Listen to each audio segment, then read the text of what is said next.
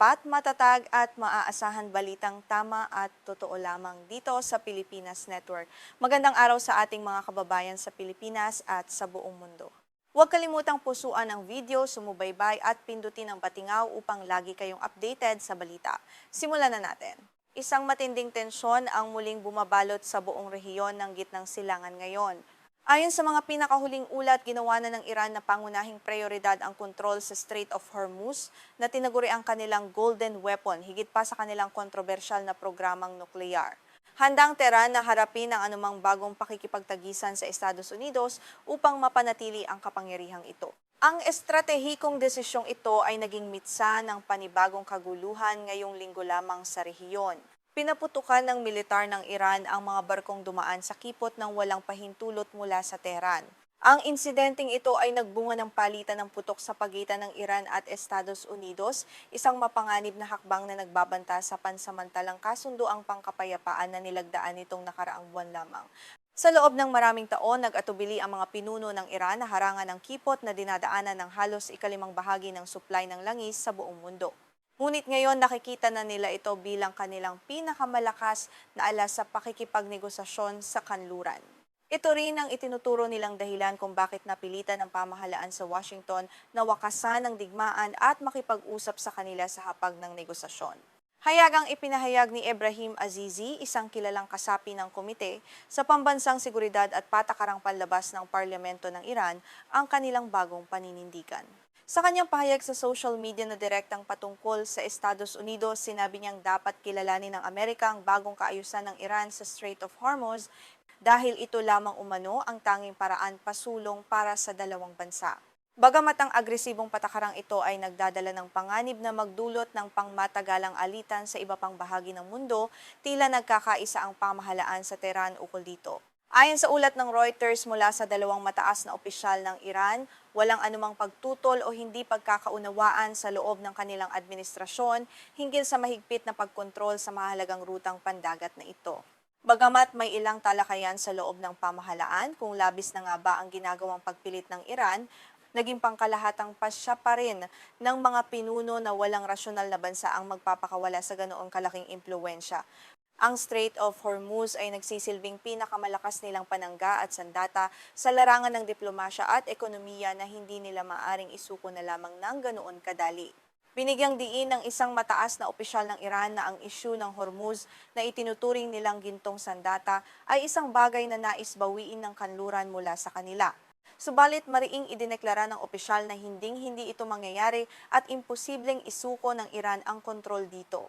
Ipinapakita nito ang determinasyon ng Tehran na panatilihin ang kanilang kapangyarihan anuman ang maging kapalit nito.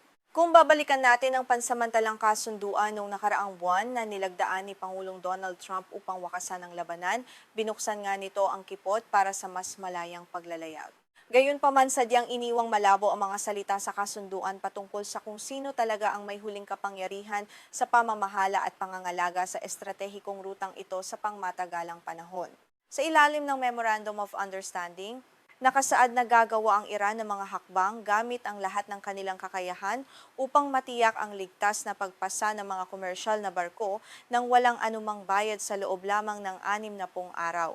Ang takdang panahong ito ang naging sentro ng magkaibang interpretasyon sa pagitan ng Iran at ng koalisyong pinamumunuan ng Estados Unidos sa rehiyon.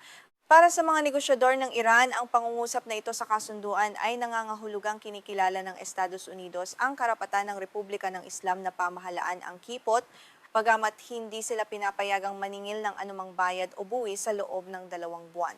Para sa kanila, ito ay isang malaking tagumpay diplomatiko na nagpapatibay sa kanilang soberanya sa naturang katubigan. Sa kabilang banda, mariing tinatanggihan ng Estados Unidos at ng mga kaalyado nitong bansa sa Gulpo ang interpretasyong ito ng Iran.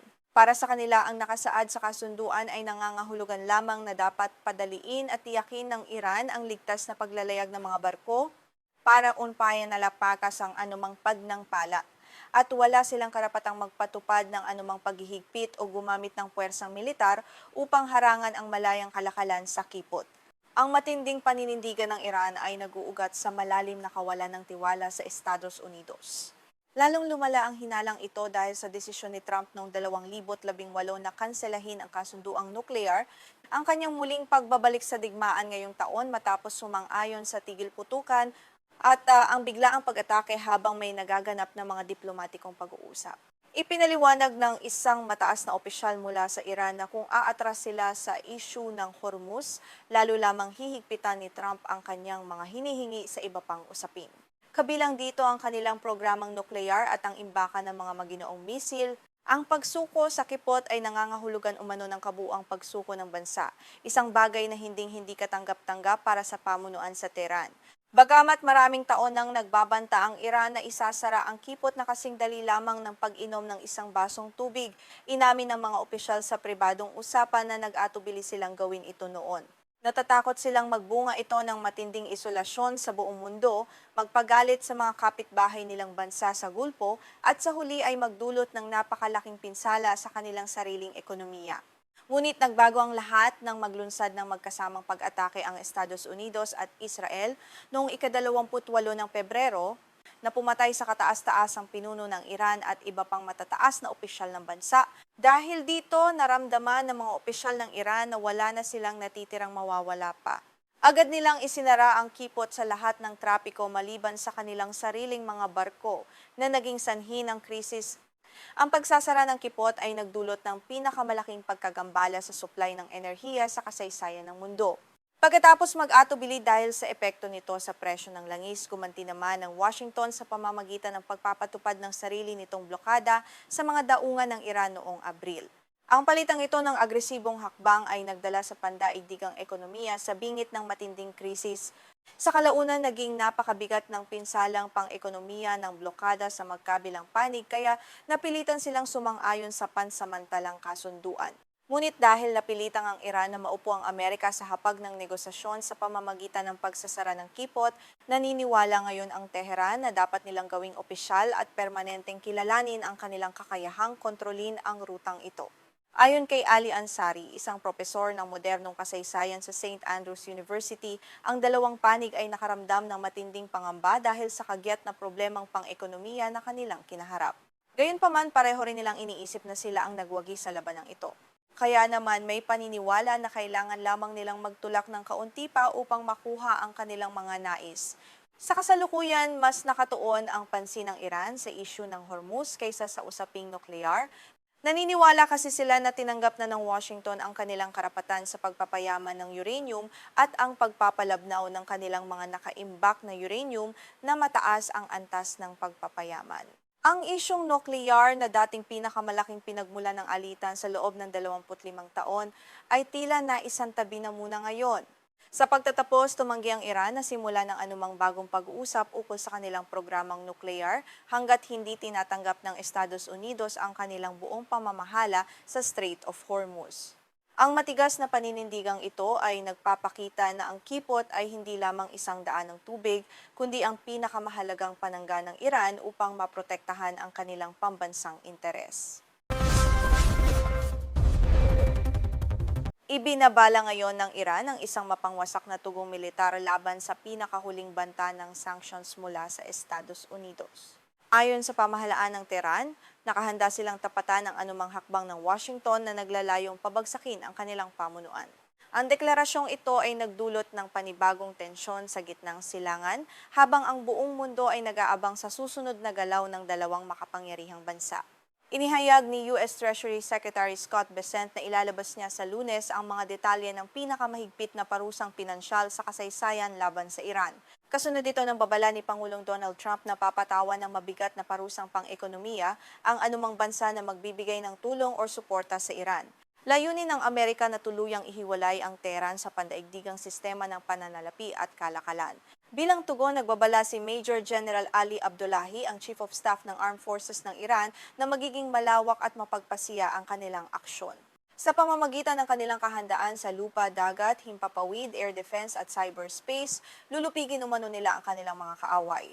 Idiniin ng general na hindi mangingimi ang Iran na gumamit ng maparusang puwersa upang ipagtanggol ang kanilang pambansang soberanya. Ang palitan ng matitinding salita ay nagaganap sa gitna ng digmaang sinimulan ng Amerika at Israel halos 6 na buwan na ang nakalipas. Ang labanang ito ay nag-iwan na ng libu-libong nasawi habang kinaladkad din ng iba pang mga bansa sa Gulpo at nagdulot ng matinding pagtaas sa presyo ng petrolyo sa buong daigdig. Sa kabila nito, wala pa ring malinaw na nagtatagumpay sa pagitan ng magkabilang panig sa madugong labanang ito. Bagamat pinahina ng mga pag-atake ng Estados Unidos ang ekonomiya at tradisyonal na puwersang militar ng Iran, nananatili pa ring banta ang Tehran. Nagtataglay pa rin sila ng sapat na kakayahan sa mga missile at drone upang harangan ang daloy ng mga barkong may dalang langis sa Strait of Hormuz. Ang estratehikong rutang ito ay kritikal sa supply ng enerhiya ng buong mundo kaya naman labis ang pag-aalala ng mga eksperto. Samantalang hindi pa rin nakakamit ni Trump ang kanyang mga pangunahing layunin tulad ng pagbuwag sa programang nuclear ng Iran at pagpapabagsak sa pamununong kleriko. Sa halip, ang digmaang ito ay nagpalala sa presyo ng petrolyo sa Amerika at nagpababa sa kanyang popularidad sa pinakamababang antas sa kasalukuyan niyang termino. Ayon sa pinakahuling survey, labis nang nababahala ang mga mamamayang Amerikano sa krisis. Sa kabilang banda, inamin ni Mohammad Bakr Kalibaf, ang speaker ng parlamento ng Iran, na bagamat malakas ang kanilang militar, may limitasyon din ito. Sa kanyang pakikipag-usap sa mga negosyante sa Iraq, sinabi niyang hindi makakaligtas ang bansa kung magugutom ang mga mamamayan at walang paglago sa ekonomiya. Malinaw na nararamdaman ng Iran ang bigat ng mga parusang pang-ekonomiya na ipinapataw ng mga dayuhang kapangyarihan dahil sa mga bagong banta ng sanctions. Muling tumaas ang presyo ng krudo sa pandaigdigang merkado nitong Biyernes.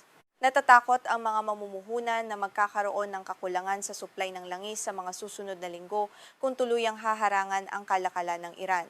Ang pagtaas na ito ay direktang makakaapekto sa mga consumer sa iba't ibang panig ng mundo, kabilang ang mga umuusbong na ekonomiya sa Asya. Prangkahang inihayag ni Treasury Secretary Bessent sa isang panayam na ang tunay na layunin ng Estados Unidos ay tuluyang gupuin ang kasalukuyang rehimen sa Iran. Sa kanyang nakatakdang press conference sa Lunes, ipapakita ng Washington ang kanilang determinasyon na tapusin ang impluwensya ng Tehran sa rehiyon. Ang agresibong pahayag na ito ay lalong nagpainit sa diplomatikong hidwaan ng dalawang bansa. Halos 50 taon nang binabaka ng Iran ang iba't ibang parusang pang-ekonomiya mula pa noong Islamic Revolution noong 1979. Gayunpaman, ang kasalukuyang sitwasyon ay nagdulot ng malalang inflasyon, panghihina ng kanilang pera, at matinding kakulangan sa kuryente at infrastruktura. Ang pasakit na ito ay direktang nararamdaman ng mga ordinaryong mamamayang Iranian na naghahanap ng maayos na pamumuhay. Ang mas mahigpit na sanctions ay maaari ring magkaroon ng malawak na implikasyon sa iba pang mga bansa, partikular na sa China. Ayon sa datos, binibili ng China ang higit 80% ng iniluluwas na langis ng Iran. Dahil dito nanawagan si Bessent sa Beijing na sumunod sa programa ng Amerika, ngunit ang hakbang na ito ay maaaring magbunga ng panibagong tensyong pang-ekonomiya sa pagitan ng US at China. Agad namang sumagot ang embahada ng China sa Washington at sinabing hindi makakatulong ang mga parusa at presyur sa paglutas ng problema. Nanawagan sila para sa diplomasya at mapayapang dialogo upang maresolba ang krisis sa gitnang silangan. Ayon sa China, ang unilateral na sanctions ay lumalabag sa internasyonal na batas at nagpapalala lamang sa paghihirap ng mga mamamayan sa buong rehiyon. May malaki ring panganib para sa mga kakampi ng Amerika sa Gulpo na umaasa sa mga pasilidad ng enerhiya at desalination plants para sa inuming tubig. Ang mga kritikal na infrastrukturang ito ay madaling targetin ng mga missile at drone ng Iran kung sakaling sumiklab ang direktang digmaan. Ang kawalan ng seguridad sa tubig at kuryente ay maaaring magdulot ng malawakang makataong krisis sa rehiyon. Ang Strait of Hormuz ang itinuturing na pinakasensitibong bahagi ng hidwaang ito dahil dito dumadaan ang halos ikalimang bahagi ng kabuuang langis sa mundo. Anumang aberya o harang sa rutang ito ay magdudulot ng krisis sa enerhiya na yayanig sa pandaigdigang ekonomiya, kaya naman patuloy ang pagbabantay ng iba't ibang bansa upang matiyak na mananatiling bukas at ligtas ang daanang ito para sa mga barko. Nauna nang nagkasundo ang Estados Unidos at Iran sa dalawang magkahiwalay na kasunduan sa tigil putukan noong Abril at Hunyo upang panatilihin ang malayang paglalayag. Gayunpaman, hindi ito nagtagal dahil sa mga hindi pagkakaunawaan at patuloy na provokasyon mula sa magkabilang panig. Ang kawalan ng tiwala sa isa't isa ang nananatiling pinakamalaking hadlang sa pagkamit ng pangmatagalang kapayapaan. Kasabay nito, ang bansang Oman ay nagsagawa rin ng hiwalay na pakikipag-usap sa Iran upang maibalik ang normal na nabigasyon sa Strait of Hormuz. Ngunit tinutulan ng Estados Unidos ang anumang kasunduan na magpapataw ng toll o bayad sa mga dadaan na barkong pandagat Ipinapakita nito ang magkaibang interes ng mga bansa sa rehiyon na lalong nagpapagulo sa paghahanap ng diplomatikong solusyon. Dahil sa lumalalang banta, nagpatawag ng video conference si US Air Force General Alexis Grinkiewicz, ang nangungunang komandante ng NATO kasama ang mga pinuno ng depensa. Tinalakay sa pagpupulong kung paano susuportahan ang kalayaan sa paglalayag sa Strait of Hormuz laban sa mga banta ng Iran. Ang hakbang na ito ay nagpapakita ng lumalawak na koalisyong militar na naglalayong pigilan ang agresyon ng Tehran. Nilinaw ng tagapagsalita ng militar na ang inisyatibong ito ay hindi isang opisyal na misyon ng NATO, kundi isang paraan upang mapadali ang koordinasyon gamit ang kakayahan ng alyansa.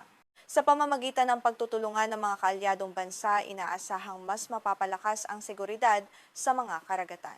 Gayunpaman, ang presensya ng mga dayuhang puwersa ay maaari ring tingnan ng Iran bilang isang provokasyon. Habang papalapit ang araw ng Lunes, lalong tumitindi ang kaba sa mga merkado ng pananalapi at enerhiya sa buong mundo. Ang bawat bansa ay naghahanda sa magiging epekto ng mas matinding sanctions na ipapataw ng Estados Unidos.